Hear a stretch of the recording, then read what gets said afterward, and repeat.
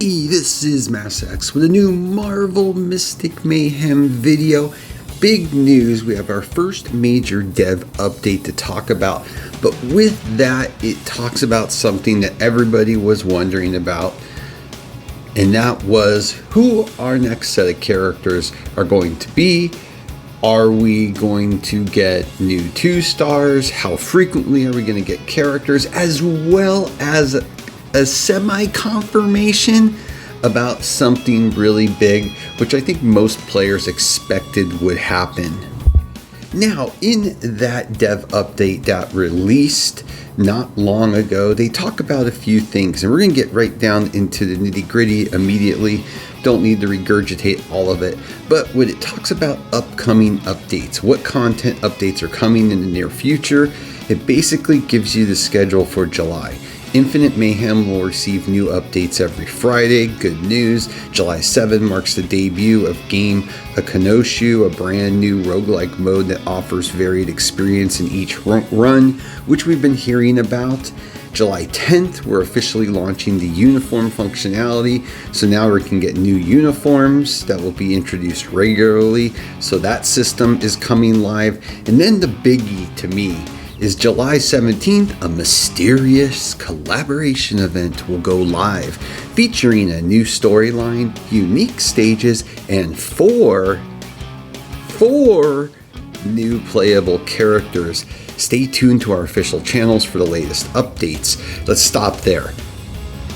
It doesn't take a rocket scientist to know that this, because it's a collaboration, and because this is Marvel, and because their probably biggest push on a film in years is in the month of July, and of course that is Fantastic Four, that would make sense why there's going to be 4 new playable characters.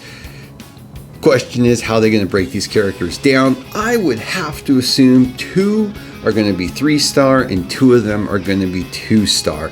That would be my guess. I would be incredibly shocked that they would do 4 3-stars unless they were giving some insane amount of freebies, like one of them was free or something. We don't know the logistics yet. We're going to hear about that. I'm sure they're going to be really pumping this up through the month of July, but that is big news. Getting the Fantastic Four playable in the game, I think that is absolutely amazing and great.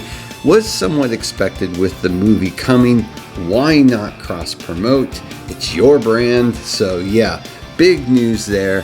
Yes, that we should be seeing them here very soon, starting to July 17th. On the 31st, we'll enter the next themed version, expanding the story and content available to players. Update to cadence, the long-term update rhythm for Marvel Mystic Mayhem. And this is something people really wanted to know too, especially myself. Starting from July, a new themed version will be released every 6 weeks. Each major version will unlock new dreamscape zone where players can rescue trapped heroes and explore unique nightmare environments. Each theme version will typically include a new story chapter, 2 to 3 new playable characters, a new challenge stage, a new Nightfall boss, depending on the main storyline of the version. So right there we go. 6-week increments, 2 to 3 new playable heroes. So 6 weeks, that would be a new banner every 2 weeks if these were all banner characters. And that's going to be the other big question. When they say 2 to 3 new playable characters, does that mean 2 banners and maybe they throw in a new 2-star in there? Let's hope that's what they're talking about. That would be great. Now, under character releases, how often will new playable characters be released? Here we go. They're going to aim to release 2 to 3 new characters with every major version, tied closely with the evolving story. These new characters will typically include both 3-star and 2-star characters. There we go there. In addition, special themed events may occasionally adjust the release rhythm of new characters.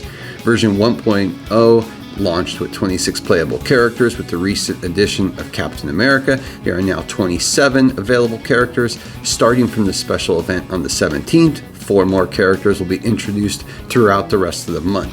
So basically half the month we will have those 4 characters. And again, like I said, my guess is, let's be honest, it's going to be 2 banners and with 3 stars and 2 new 2 stars. So story progression. Season 1 of Marvel Mystic Mayhem centers around the titled Crown of Nightmare. The season is planned to unfold across 8 themed versions, each spaced 6 weeks apart. So that's good to know. And that really does give us a basic roadmap now for this game. They've said they've also begun work on the narrative design for Season 2, which is good to know. The gameplay system. There are other gameplay systems in development. Yes, Alliance War, Super Flow Challenge, Solo Mode. These modes are in active development and will expand gameplay variety in later stages.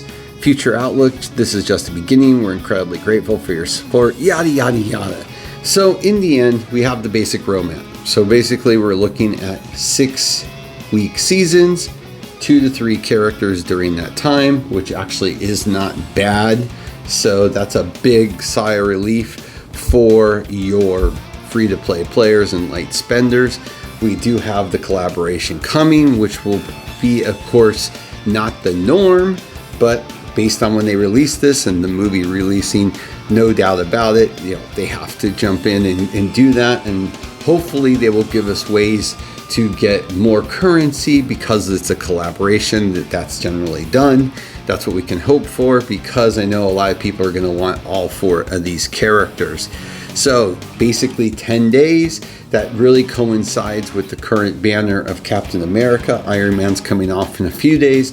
Cap will be by himself then until the 17th. So now the question is how you move forward. We really don't know what and how good these Fantastic Four characters are going to be.